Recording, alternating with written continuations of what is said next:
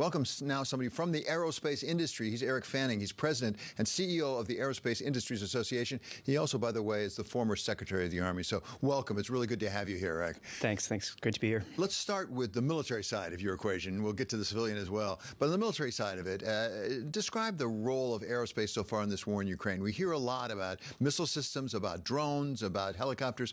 What role is aerospace playing in what we're seeing in Ukraine? Well, first and foremost, we make whatever it is that the government decides to send in support of Ukraine. And industry is a close, important partner with government in figuring out what's available, what can be surged, what meets the needs of the Ukrainians. And the government has to figure out what it is that they want to send to support the Ukrainians most effectively without unnecessarily escalating the war.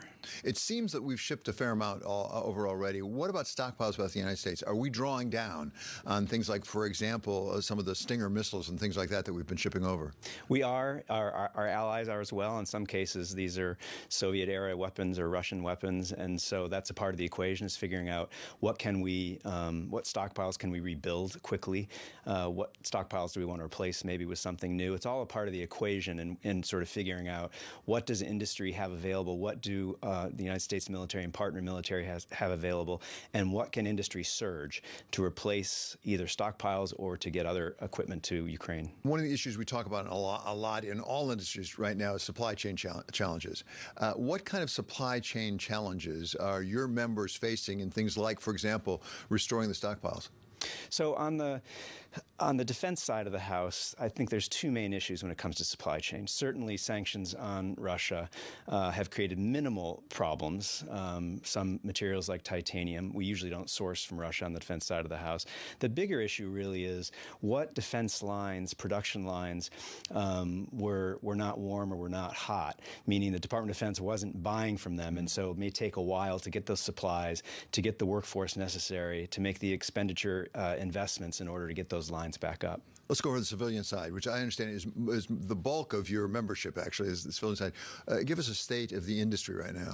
So we were pre-COVID, maybe 80%, 20% non-defense, defense, in large part because of exports. The commercial aviation market or manufacturing industry in the United States is the largest net exporter on the manufacturing side. That was obviously hit by COVID. It's down to like 2/3, 1/3 now, and lots of problems there. Same problems really the defense side is facing: inflation, supply chain, workforce. On the non-defense side, there are a lot of sourcing issues. It's a global market for American companies, but it's also a global supply chain. So with COVID and with Ukraine, there have been a lot of perturbations. What about China? China has been a pretty big buyer of civilian aircraft, both of their own manufacture, but more important, the United States. Is China back in the market buying?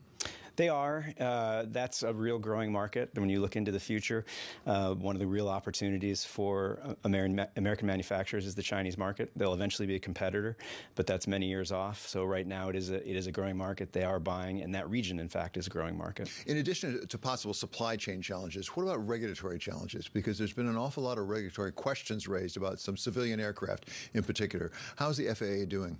So that is a real challenge. We're a highly regulated industry, introducing new technology. Safety is sacrosanct and is first.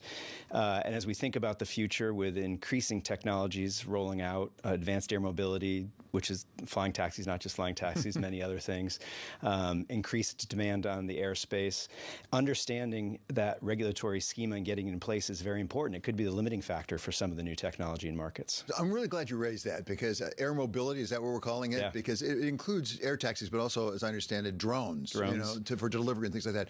How fast is that growing? And in the next 5-10 years, how much of the market share will actually be given over to air mobility? There's a lot of interest. There's a lot of investment in it now. It'll grow in certain obvious ways. When humans are involved, it's probably in less populated areas where they're testing it. But I think that there really are no limits in terms of the technology in the markets for delivery. That's just delivery to your door, getting things to the last mile, long-term cargo deliveries over oceans.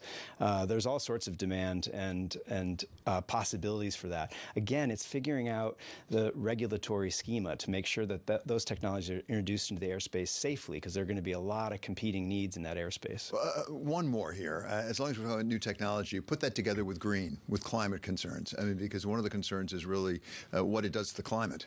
So I see that actually as one of the great opportunities. opportunities in the industry. There is clearly a growing demand. So the market is sending a clear signal there. The flying public is sending a clear signal.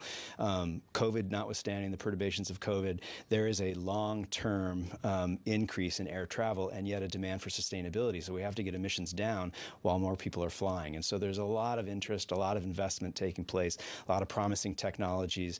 Sustainable aviation fuel is a very important part of that to get us, to bridge us to when those new technologies are out. But it's a real opportunity. There's a lot of competition in that space. It's a fascinating area. Really good to have you here. Thank you so much. That's Eric Fanning. He's the president and CEO of the Aerospace Industries Association. Get it right? That's right. You did. That's it. Good for me. Okay. Thanks so much for being with us.